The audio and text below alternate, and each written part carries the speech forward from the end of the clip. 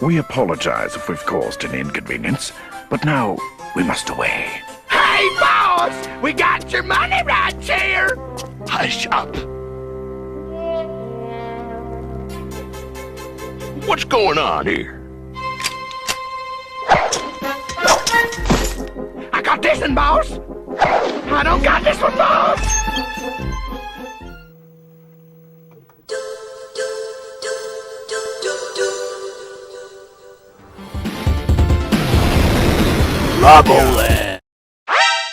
Hey, what's up guys? Lago here. And here we are with the Cowboys of Moo Mesa from Nacelle Terrorbull.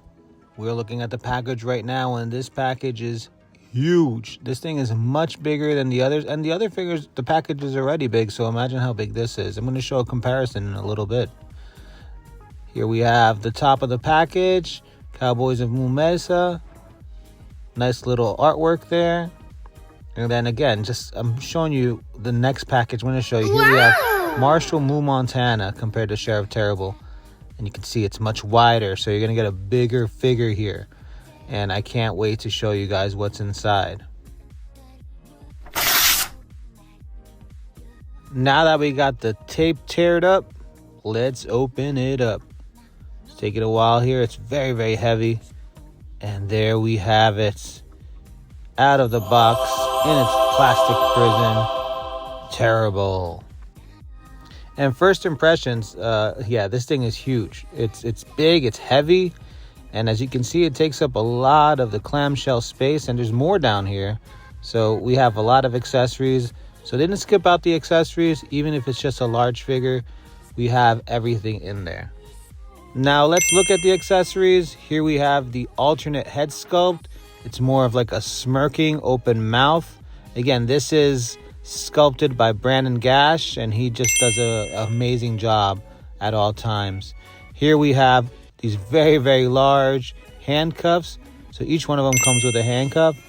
Now we have a shotgun, again, painted really nicely. I like that green color it has there, and the little accents of gold really makes it look a little bit more regal. Then we have a little bit of a smoke effect. And it's nice and transparent with a little bit of a foggy texture to it, so it looks good. We have a pistol. It comes with two of these, and that's what that smoke effect is for. Again, we're using that same green that's on that shotgun, and you have a little bit of that wood texture on it. And this is how you plug in the smoke effect. It goes right in that huge barrel, and it fits nice and tight. It's not like a hard plastic, so it's not going to break. Next up, we have a whip, and this is much more of like a softer material, but not too soft, so it keeps its shape. And then we have this next thing, which is the dynamite. So we have a dynamite piece, and again, it's that soft material, but not too soft, so it keeps its shape. And I don't think we have to be afraid of dropping it and breaking it. And we also have a mug. Each one of these come with a mug, and this is one of the bigger ones. And you have a little bit of that foam coming out. And we have one of the mugs, just like the other Cowboys of Moo Mesa. And here we have it, Terrorbull in all its glory. And you can see, I have medium-sized hands, so it's a pretty large figure. It's wide, man. It's really, really wide. And I just love how Brandon put the head kind of in the middle of the body to get that hunch on him. So it's an interesting way of doing things. We have the hat that is friction-based. It's not magnetized. It's friction-based in this case. And we have the head that goes up and down about that much. And here's a side angle so you can see how it rotates all the way around. And it can go up and down. So you get a good amount of movement there, even though it's in a weird part of the body. Again, that's all for the aesthetic, right? Here's just side to side. And it doesn't feel flimsy. It feels really, really nice and tight. We have this wooden piece over here that's softer plastic. Now let's take a look at the arms. We have some ratchet joints that go all the way up about that much. We have a nice little hinge there. We have the bicep swivel. Again, this is a heavy piece, so I have to really, put some weight, some strength into it. We have the double jointed elbow. Goes about that much. Again, he's a bulky guy, so it's not going to go crazy dynamic on that case. And then next up, we're going to be looking at the rotation of the full arm going all the way around. Let's stretch these guys out.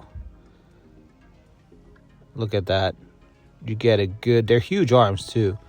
We have the waist swivel there and a little bit of the abdomen area movement, not too much. Again, he's already hunched, he's a bull, so I don't think it needs too much.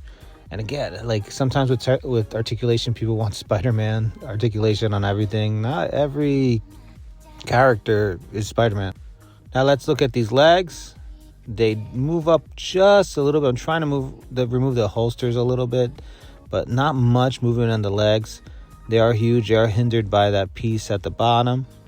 I forgot to mention the wrist movement. So it goes up and down. It can move side to side. And what I love is that we have this rubbery type of plastic, so they're nice and easy to put into the peg. We have the double jointed knee. Again, huge bulk, so you get a little bit of articulation there. And we have a little bit of a thigh swivel. And next up, we're going to look at those ankles. They're kind of, the articulation is hidden under there. But they move all right. So articulation-wise, the Terrorbull is exactly what I thought. I mean, even more than I thought. I really like the addition of these like soft plastic pieces that are used for the hands. And for such a big, bulky character, they didn't need to go crazy with the double jointed elbows, but they did, which is great. Now let's look at some size comparisons. First up, we have Throttle from Biker Mice from Mars. And you can see that Terrorbull towers over him. Next up, we have a RoboForce figure. And you can see the girth, the width of Terrorbull here. So it's just a lot of plastic, McFarlane vibes. But there is definitely a lot of plastic here. It is wide, and it does have a presence. So now let's remove these and compare Terrorbull to the other two figures of this line, of this wave. And we have Calamity Kate, which is a smaller figure, and Sheriff Moo Montana, which, again, you're getting all three different sizes here. You have a smaller figure, female figure. You have a larger built figure, and then a huge one. So my final verdict on Terrorbull. I like it. I like it a lot. It has a presence. The colors, the complementary colors, we got red and green here, just really stand out. And not only that, the sculpt is great. Brandon Gash, if you know his work, he's always doing such a great job. Everything always looks super good. And that's another thing that looks really, really awesome. The articulation, I don't feel like they needed to go too crazy, but they did. They outdid themselves. Nacelle outdid themselves, and it seems like they're doing that all the time. And yes, I did save the best for last. In my opinion, again, this is just my opinion, this is the standout of the wave.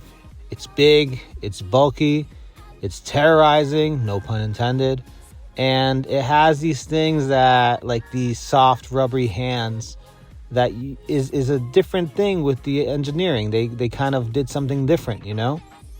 And then having all three is fun too, because you have like this nice little set. So I can't wait for more.